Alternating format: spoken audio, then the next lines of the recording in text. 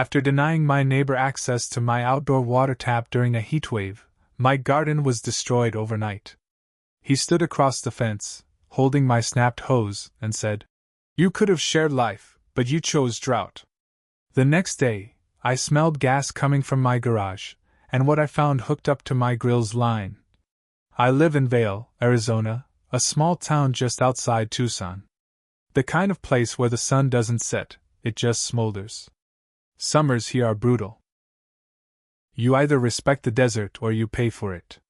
Water means survival, not comfort. Every drop counts. I've lived here for 12 years. Bought the house when my wife and I were still trying to make things work. She left 3 years in, said she couldn't handle the heat, literally and emotionally. I stayed. The house became mine. I turned the backyard into a personal project. Raised beds, native plants, timed irrigation, a patch of grass I bathed through every summer. Out here, keeping anything green alive is a challenge. A choice. Then Mark moved in next door 2 years ago. He was in his early 60s. Moved in after his wife died. Never saw visitors. No kids. Quiet at first. Polite even. But over time, I noticed the cracks. He was bitter. Angry. Like he hated anyone who still had something to care about. He never did anything with his yard. Just dirt and weeds. No effort, no care. I tried to talk once, suggested a few tips to help with landscaping. He brushed me off. Said he wasn't interested in playing gardener. Then came this past July. The heat hit early that year. Triple digits for days. No rain in sight. One morning, I'm out front washing off my truck before the sun got too high. Mark comes around the fence, holding an empty watering can and a plastic hose splitter. He looked desperate. He told me his irrigation system broke. Said he needed to run a hose from my spigot just for a few days, just to save the trees in his front yard. I paused. Not because I wanted to be a jerk, but because I'd seen his yard. There were no trees. Just dead limbs and dirt. I told him no. I said, "Sorry, Mark. I can't afford to run extra water, not with this heat." His face changed immediately. His whole posture dropped, but not from sadness. From disgust. "You're letting tomatoes drink," he said, "while my land cracks open." I didn't know what to say to that. It was weird. Not just angry, but poetic in a creepy way. "I pay for that water," I said. "I keep what I can alive. That's the deal." He walked off without another word. That night I didn't sleep right. It was too hot. Or maybe it was the way he looked at me. Next morning, I walk out back and it hit me all at once. Every single one of my tomato plants, gone. Uprooted and tossed like trash. My succulents were stomped flat, like someone had danced on them. The hose I just bought, a reinforced contractor grade with steel ends, was sliced in two, lying in a tangle near the gate. I stood there in shock, not believing it at first. Then I heard whistling. I turned. Mark was leaning on the fence, holding the cut end of my hose in his hand. He was smiling. That same plastic watering can sat on the ground next to him. He said, "You could have shared life. But you chose drought." Then he dropped the hose and walked away. I called the sheriff. They sent someone out. I showed him the garden. Told him about the argument. But unless I had video, there wasn't much they could do. It was suspicious mischief, at best. I asked if I could press charges. He said no. Not with just a hunch. I didn't even bother going over to talk to Mark. What would I say? What could I say that wouldn't make it worse? I spent the rest of that day cleaning up the yard, trying not to let it get to me. But that night, around 4 in the morning, I woke up. It wasn't a sound. It was a smell. I grew up with a gas stove. You don't forget that smell. I got up, still half asleep, and walked through the house. The smell got stronger the closer I got to the garage. I opened the inside door slowly. Didn't flick the light on. The smell hit me full force. I opened the main garage door to let air in, then stepped inside with my flashlight. The grill, my propane grill I kept tucked away in the corner, had been tampered with. The hose was disconnected. But not just that. Someone had rigged a thin clear line from the tank's valve, taped along the floor, all the way to the wall that shared with Mark's side of the house. I followed the line. My hands were shaking.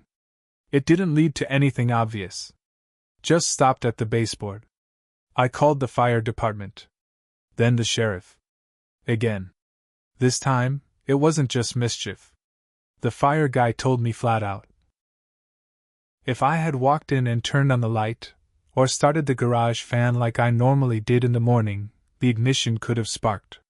It might have taken out the whole house. When the sheriff got there, I told him what I thought. That it had to be Mark. They didn't say it out loud, but I could tell they agreed. But without prints or a camera, again, no charges. They took photos, wrote their report, and left. I stood there in my garage for a long time after they were gone. The smell was gone, but the fear wasn't. I knew what this was now. It wasn't about water. It wasn't about plants. It was about power. Mark felt powerless in his life. And now he wanted to take that out on me. Because I had something he didn't. A home. A reason to keep living. Something to protect. He thought I'd keep taking it. That I'd just report him and hide inside. But he didn't know me. He didn't know what kind of man I used to be before I decided to live quiet. And now, it was time to remind him. I didn't sleep that night. I sat in the living room with the porch lights on and a bat across my knees. Every sound made me flinch. Every creak made me get up and check the windows. I kept waiting for him to try something else. But the night stayed still. In the morning, I installed a set of cameras, front, back, sides. Motion-activated, night vision, cloud upload. I wasn't going to rely on the cops anymore. If they needed evidence, I'd give them more than enough next time. But something weird happened after that. Mark disappeared. His car didn't move. No lights at night. No sound from his place at all.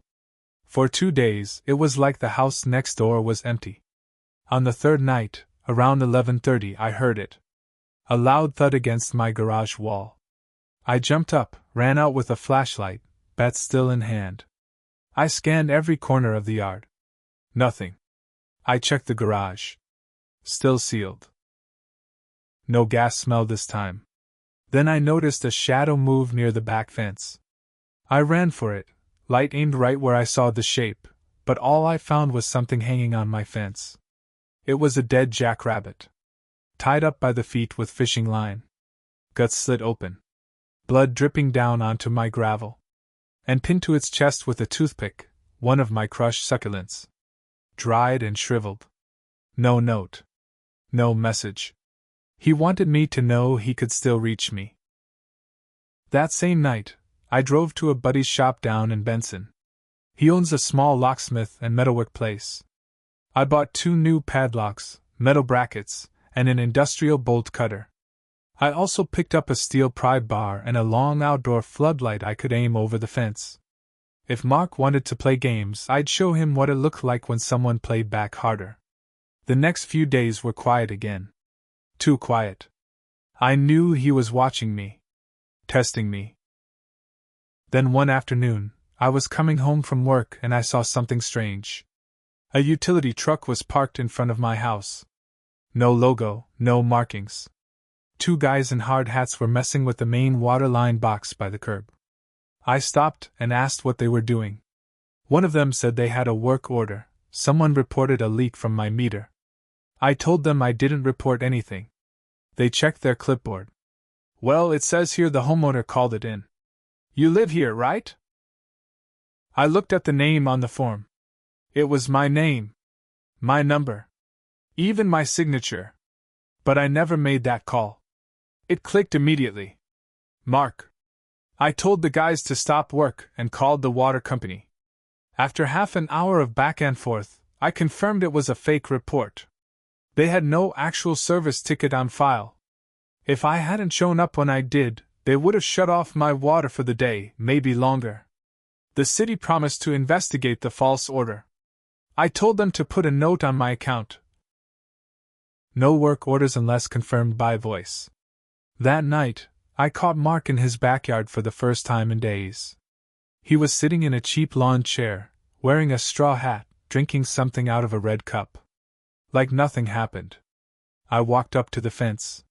"You send those guys?" I asked. He didn't even flinch. Just sipped his drink and smiled. "Maybe you sprung a leak. Sometimes the earth knows when something's rotting." I stared at him for a long second. My jaw clenched. "You keep pushing, Mark," I said. "You're gonna find out what it's like when someone pushes back." He chuckled. "You think I'm scared of you? I've buried stronger men than you with a shovel and time." That line stuck with me. It wasn't just a threat, it sounded like experience. So I started digging. Not with a shovel. With records. I went to the county clerk's office on a Friday afternoon. Looked up Mark's full name. Turns out his wife didn't just pass. She died in a fire. A house fire in Flagstaff. Suspicious origin. Never solved. He was the only witness. Said she fell asleep smoking in bed. Case closed. I took that file. Printed every page.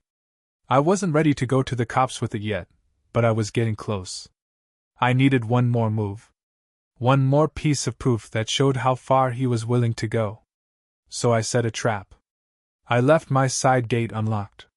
Not wide open, just loose enough. I unplugged one of the cameras in back, but made it look like an accident.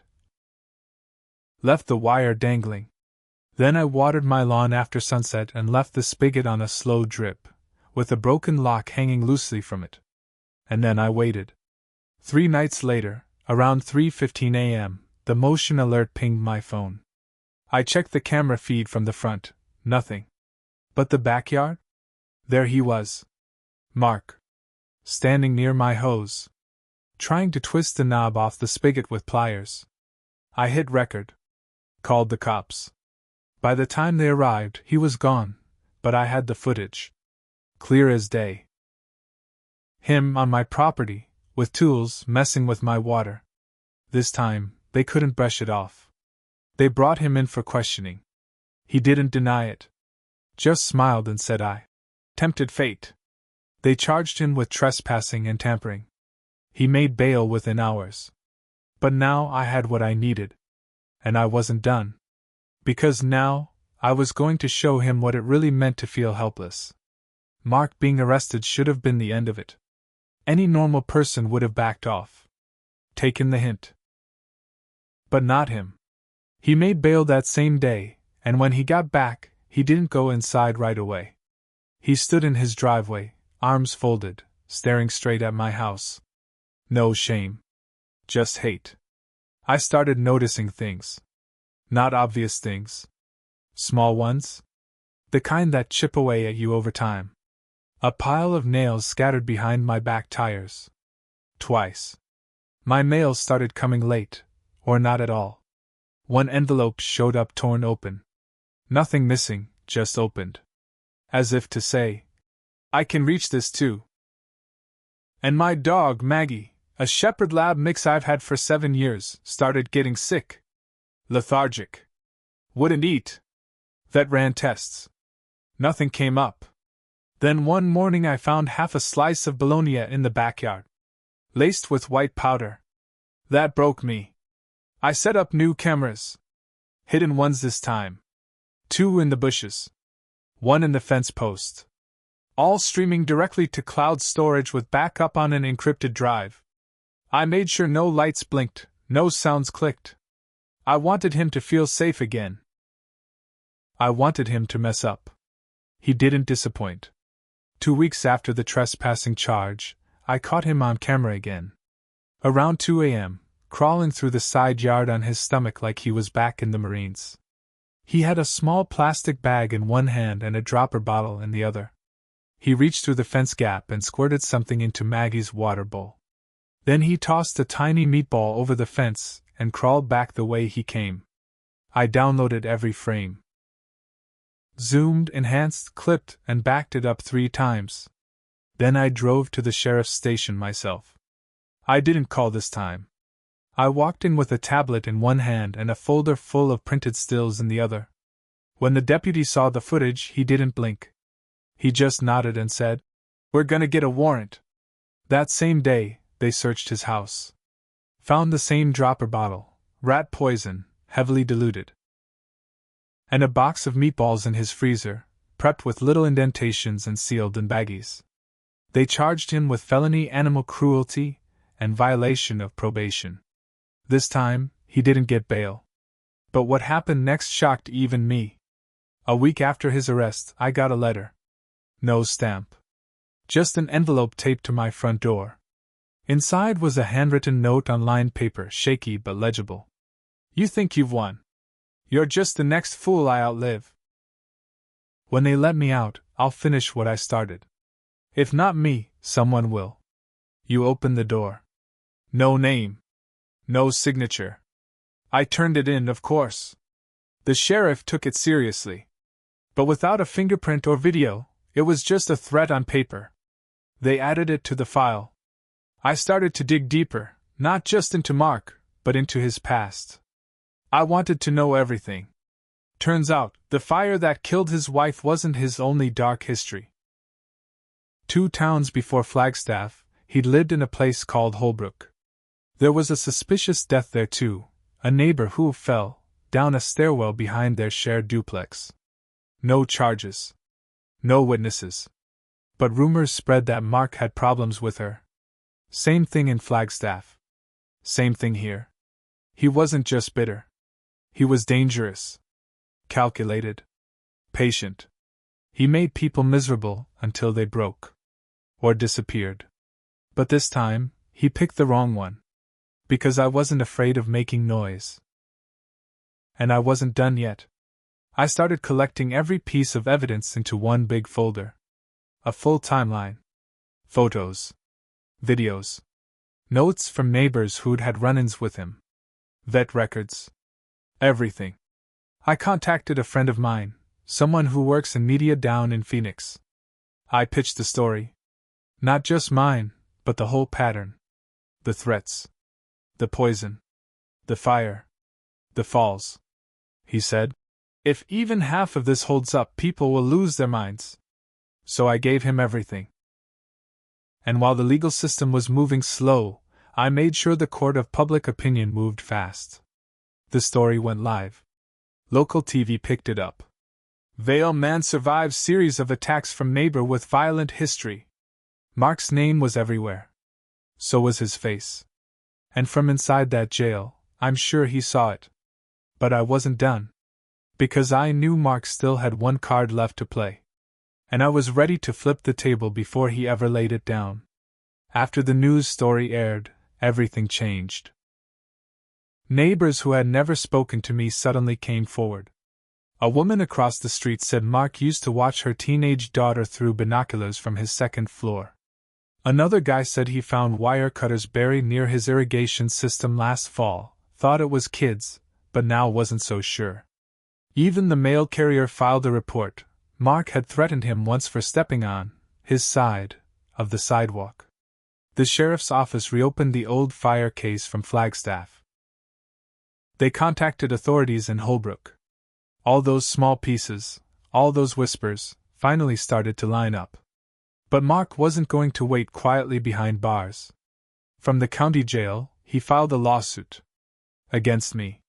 He claimed I was harassing him. Said I edited the footage. Claimed the story I gave the media was false and defamatory. Said I was the one poisoning the dog and framing him for it. It was delusional.